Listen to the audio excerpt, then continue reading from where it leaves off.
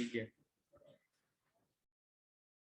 Oke, salam sejahtera bagi kita semua. Kita bersyukur sampai saat ini kita boleh sehat-sehat ya. Dan walaupun kita masih tetap dalam masih ada daring dan luring, dan mulai Oktober minggu depan kita akan laksanakan pembelajaran tatap muka. Tapi masih dalam terbatas, akan dibagi sesi dan jadwal itu kan sudah dikirim di grup WA.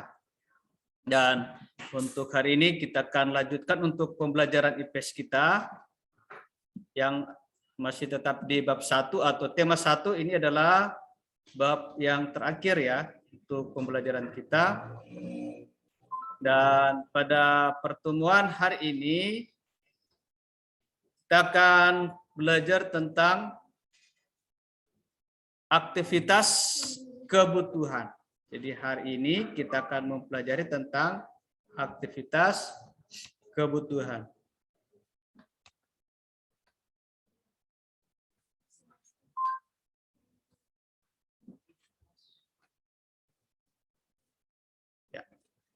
Ya, jadi hari ini tema atau bab 1 ya, tema 1 atau bab 1 aktivitas memenuhi kebutuhan adalah tema yang materi terakhir di bab 1. Yang pertama, kebutuhan hidup manusia. Nah, manusia memenuhi kebutuhan untuk kelangsungan hidup. Jadi manusia dalam memenuhi kebutuhan untuk kelangsungan hidupnya. Nah, ini ya, kebutuhan manusia banyak. Nah, kebutuhan manusia itu ini berbeda antar individu serta sifatnya hampir tidak terbatas. Jadi kebutuhan setiap manusia itu, setiap individu berbeda-beda, sifatnya berbeda dan hampir tidak terbatas dan tidak terbatas memang. Misalkan contoh, kebutuhan pria dan wanita sama enggak? Ya, beda ya, tidak sama. Jadi memiliki perbedaan di setiap individu. Misalkan contoh laki-laki dan perempuan, dan kebutuhan ini hampir tidak terbatas. Nah, kebutuhan yang terbatas ini diimbangi dengan alat pemuas kebutuhan. Jadi harus diimbangi.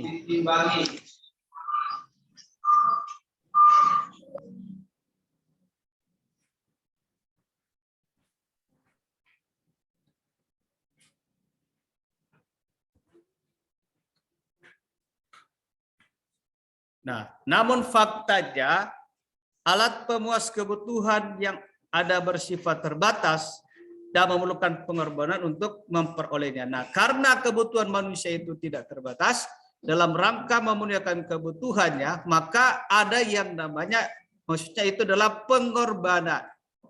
Misalkan contoh kebutuhan untuk kita makan, ya, maka ada pengorbanan.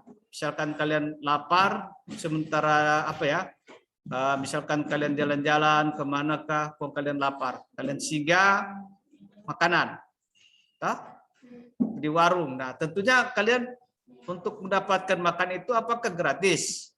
Tidak ya. Jadi kalian akan membayar sejumlah uang, baru kalian bisa dapat makan untuk kalian makan. Nah, kita mulai di pengertian kebutuhan. Berdasarkan Kamus Bahasa Indonesia, kebutuhan berasal dari kata butuh yang bermakna yang diperlukan atau yang dibutuhkan. Nah, sedangkan arti kata kebutuhan sendiri merupakan sesuatu yang dibutuhkan dapat berupa tempat, orang, atau semua benda dan yang dibendakan. Kebutuhan merupakan keinginan atas barang dan jasa yang menuntut adanya pemenuhan. Ketika barang dan jasa yang diinginkan tidak terwujud, akan berpengaruh terhadap kehidupan. Jadi ada kebutuhan. Apa beda kebutuhan dan keinginan? Sama enggak kebutuhan dan keinginan? Tidak? Ya, tidak sama. Kalau kebutuhan, dia harus, mau tidak mau harus dipenuhi. Dan kalau tidak dipenuhi akan mengganggu kelangsungan hidup dari manusia bersangkutan. Nah, kalau keinginan Tidak ya. Keinginan walaupun dia belum terpenuhi, dia tidak akan mengganggu kehidupan dari manusia tersebut. Nah, di sini ada keinginan barang dan jasa. Kalian tahu barang dan jasa sama enggak? Ada perbedaan kan? Kalau barang atau benda, barang itu bisa dipegang dan bisa dilihat. Sama di contoh ini, bisa dipegang, ini barang, ini benda. Kalau jasa, tidak ya. Hanya bisa dirasakan. Contoh jasa apa ya? Ketika kalian dari rumah datang ke sekolah, kalian naik misalkan ojek. Ya, atau ojek itu kan tidak bisa, tapi bisa kalian rasakan manfaatnya, atau dokter dan seterusnya. Nah, kita mulai di jenis-jenis kebutuhan. Yang pertama kita akan belajar kebutuhan berdasarkan tingkat kepentingan. Yang pertama A, kebutuhan primer. Ya, kebutuhan primer merupakan kebutuhan yang harus dipenuhi oleh manusia, dan apabila tidak dipenuhi kebutuhan tersebut, maka akan mengganggu siapa yang akan mengganggu kelangsungan hidup dari manusia tersebut. Ini kebutuhan primer atau kebutuhan pokok yang harus dipenuhi. Kalau tidak dipenuhi, maka manusia akan mengalami yang namanya misalkan contoh lapar. Oke, kalau kalian lapar, maka kalian membutuhkan harus apa? Makan. Nah, kalau kalian tidak makan, apa yang terjadi? Lama-lama tubuh kalian akan lemah dan bisa fatal, akan mengakibatkan kematian. Itu contoh ya. Nih contoh ada makanan, pakaian, rumah dan seterusnya. Nah, kebutuhan primer juga disebut kebutuhan utama. Itu A, kebutuhan primer. B, kebutuhan sekunder. Nah, kebutuhan sekunder termasuk dalam kebutuhan pelengkap. Jadi kalau kebutuhan sekunder itu kebutuhan pelengkap. Kalau kebutuhan primer itu sudah dipenuhi, maka kita bisa apa? Bisa mengusahakan supaya bisa tercapai kebutuhan sekunder. Contoh ini televisi. Contoh televisi, ketika sudah memenuhi kebutuhan primer, yaitu makan, minum, atau baju, maka kita bisa memenuhi kebutuhan yang selanjutnya. Sekunder itu bisa beli televisi. Nah, apakah kalau kita tidak ada televisi bisa mengganggu kehidupan kita?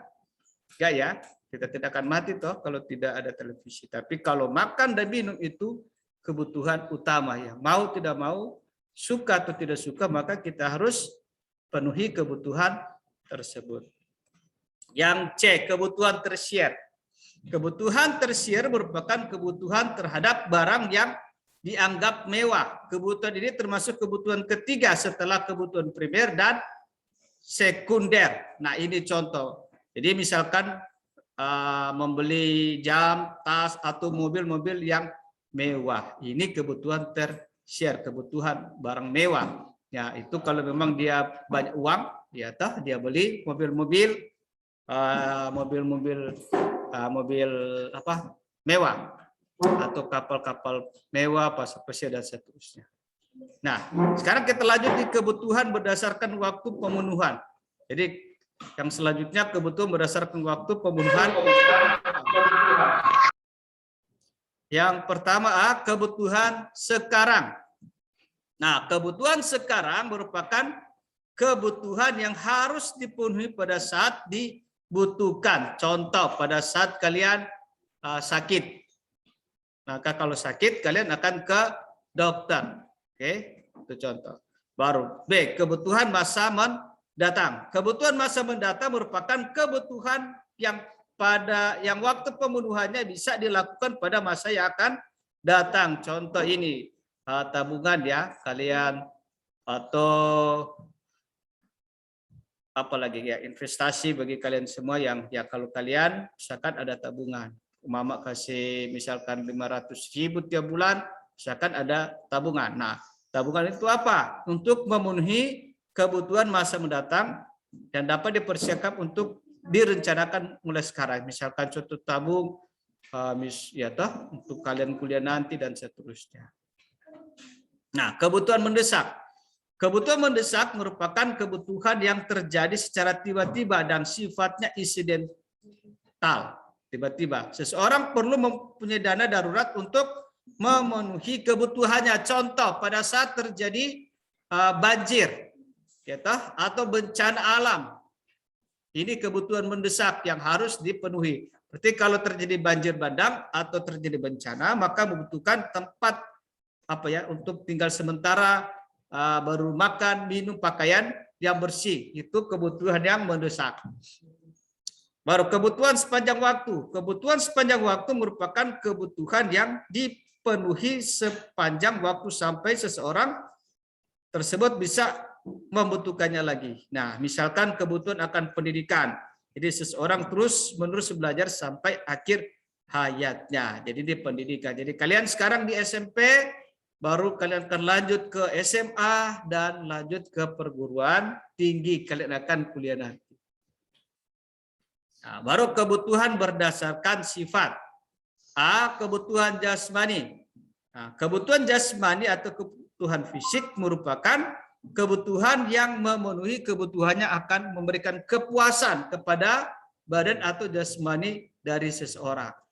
Nah, jenis alat pemuas kebutuhan ini biasanya berupa benda atau kegiatan fisik yang berfungsi untuk menyegarkan badan seperti olahraga. Nah, contoh lain berupa makanan dan obat-obatan yang bermanfaat langsung yang kita rasakan, kita sebagai manusia bisa rasakan di jasmani kita. Jadi ketika orang lapar, orang makan.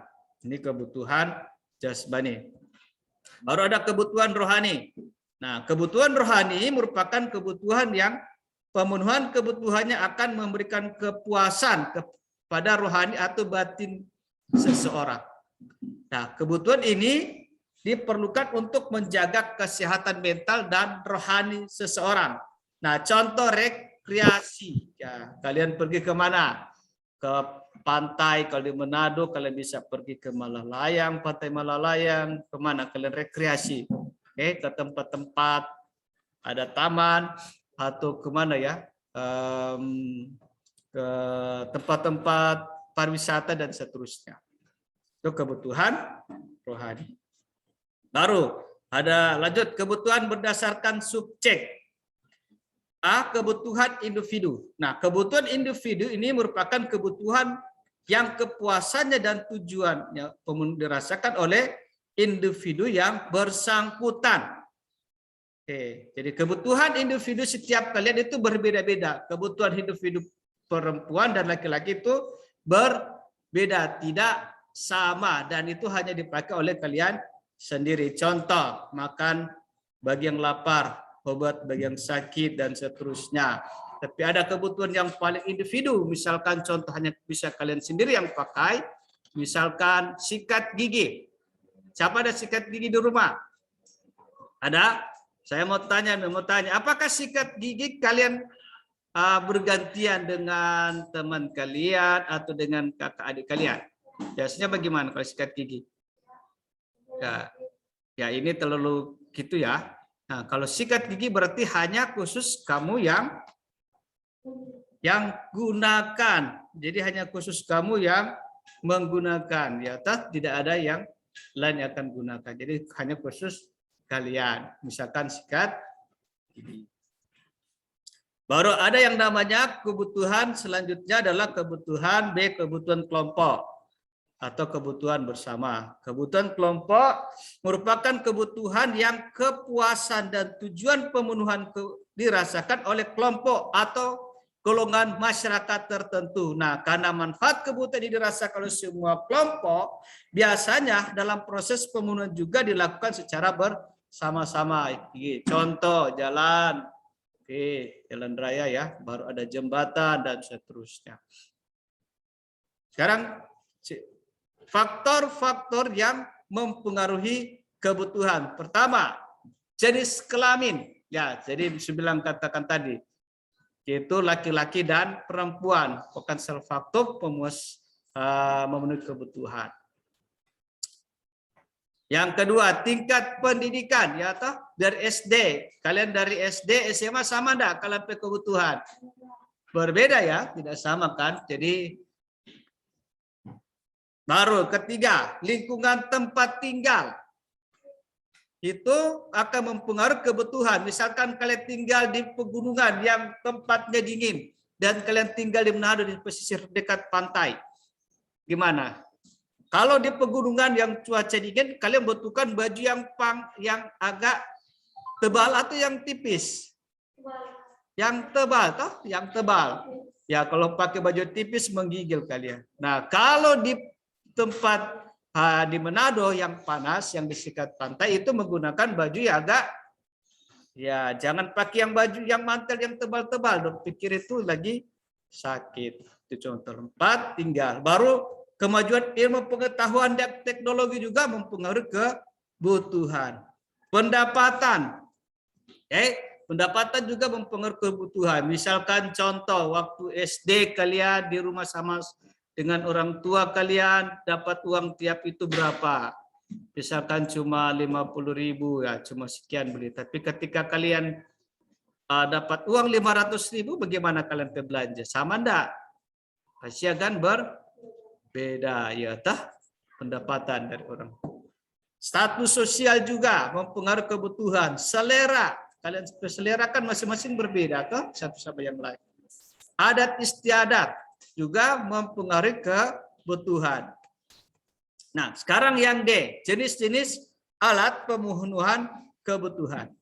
Yang pertama, ya ini. Jadi alat pemenuh kebutuhan dapat berupa barang maupun jasa. Jadi alat pemenuh kebutuhan dapat berupa barang dan jasa. Tadi sudah sampaikan perbedaan antara barang dan jasa. Kalau barang benda bisa dipegang, yang dilihat. Kalau jasa tidak bisa dipegang, tapi hanya bisa dirasakan manfaatnya. Nah, untuk memenuhi alat pemenuh kebutuhan ini, manusia membutuhkan pengorbanan ekonomis atau uang. Tetapi juga ada yang didapatkan secara gratis. Nah, adapun klasifikasi jenis alat kebutuhan sebagai berikut. Pertama, kita akan mulai di alat pemenuh kebutuhan berdasarkan cara memperolehnya. A. Barang bebas.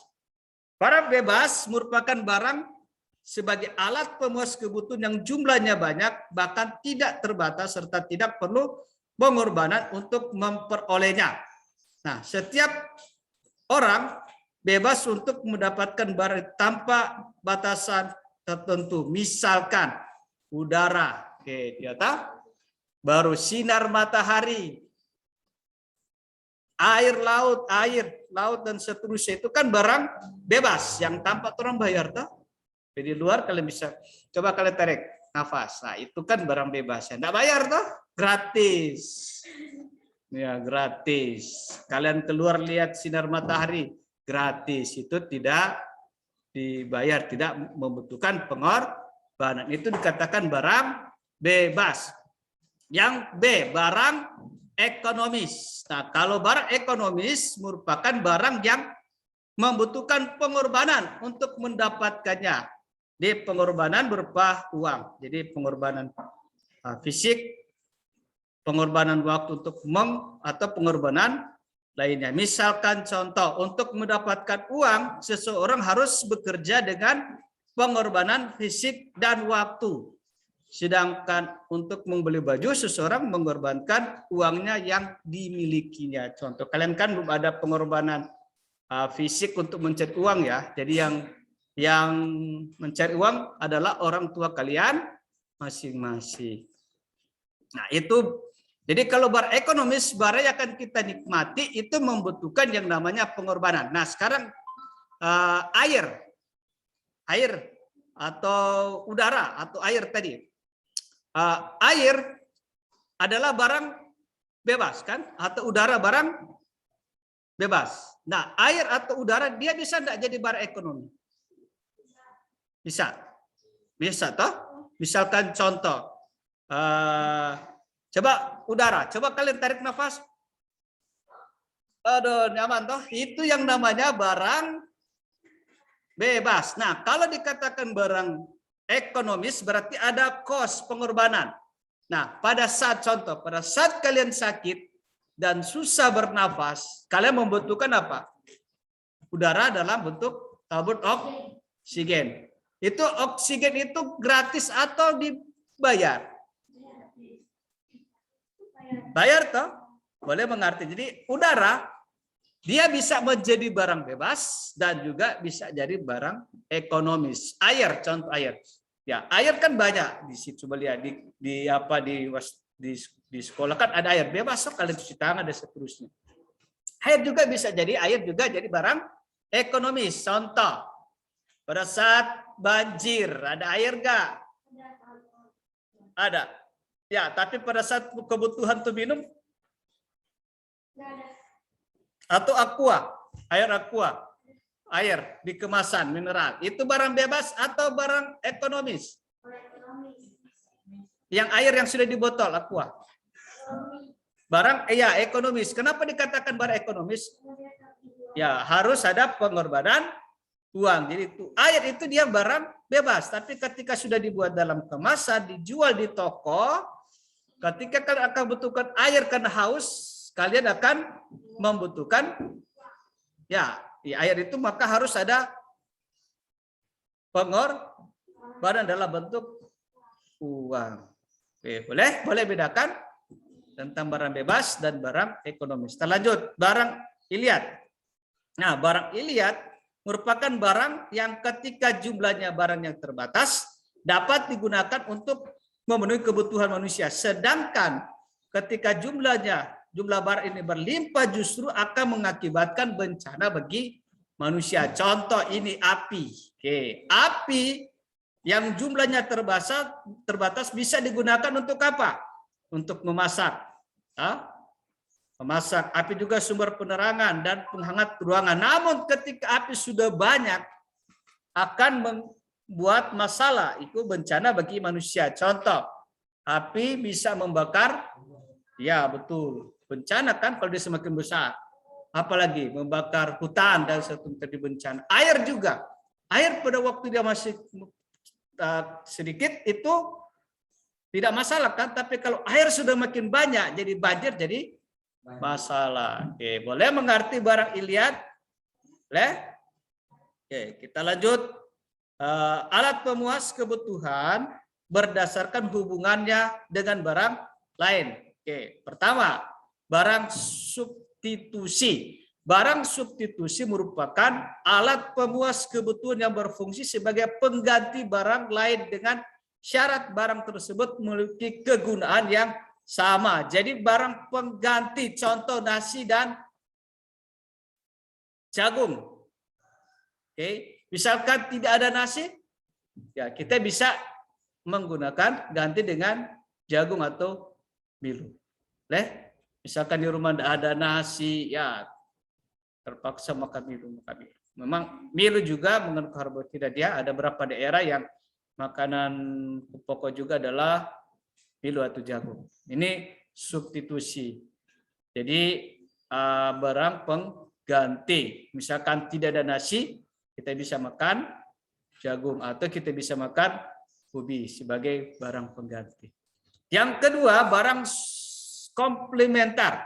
Barang komplementer merupakan alat pemuas kebutuhan yang berfungsi sebagai pelengkap barang yang lain. Nah, jika barang lain tidak tersedia, tingkat kepuasan konsumen barang tersebut mengalami penurunan. Misalkan kopi dan gula, ya, atau kopi. Ya. Siapa suka minum kopi?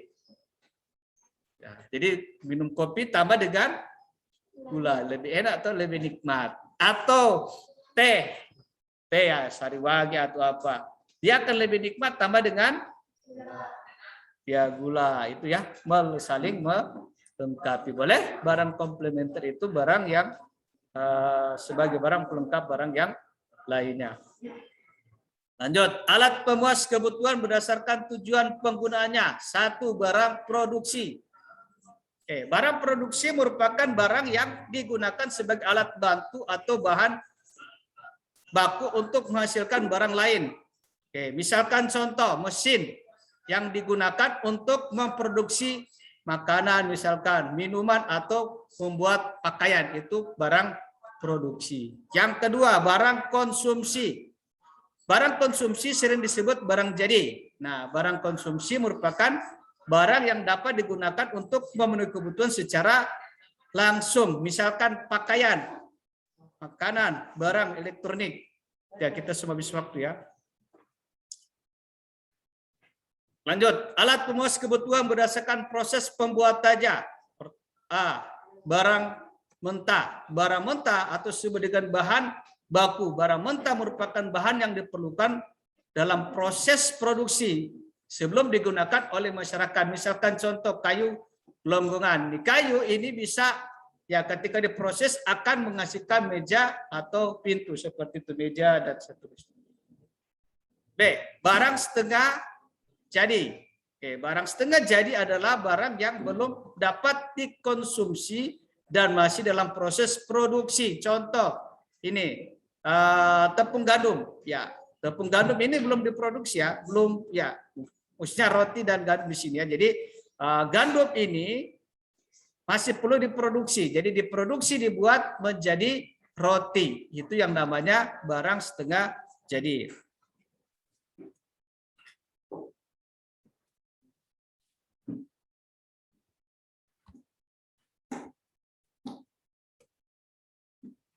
Ya, C. Barang jadi. Barang jadi merupakan barang yang dapat digunakan untuk memenuhi kebutuhan manusia. Nah, barang jadi merupakan hasil akhir dari pengelola barang mentah dan menjadi barang setengah jadi dan menjadi yang siap digunakan. Contoh, roti, meja, dan kursi ini barang jadi yang siap kita konsumsi. Ya, siap kita makan. Sama contoh, meja, kursi kan kali ini barang jadi yang kalian sudah gunakan, toh, duduk dan seterusnya. Oke, terima kasih. Dengan demikian materi kita hari ini sudah selesai. Untuk aktivitas kebutuhan ya, materi kita hari ini sudah selesai. Dan kira materi ini bisa bermanfaat bagi kita semua. Dan diharapkan kalian tetap semangat belajar. Minggu depan kita mulai pembelajaran belajar tatap muka secara terbatas. Jadi ada sesi-sesi tersebut. Ada sesi-sesi yang harus ya jadwal sudah dikirim ya. Oke ya, terima kasih banyak untuk semuanya telah sama-sama dalam pembelajaran hari ini baik daring dan luring. Tuhan memberkati kita semua dan selamat pagi.